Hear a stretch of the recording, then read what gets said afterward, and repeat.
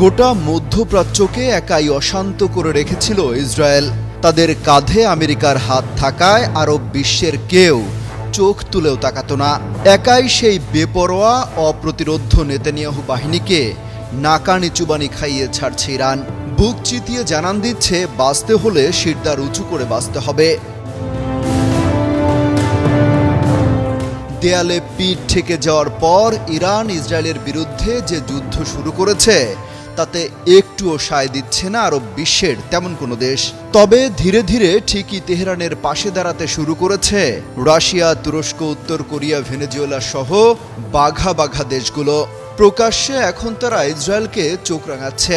কোন কোন দেশ ইরানের পক্ষে অবস্থান নিয়েছে আর তারা কি বলছে? শুরুতে চুপচাপ থাকলেও এখন বসে নেই উত্তর কোরিয়া। যুদ্ধ চলবে আর সেখানে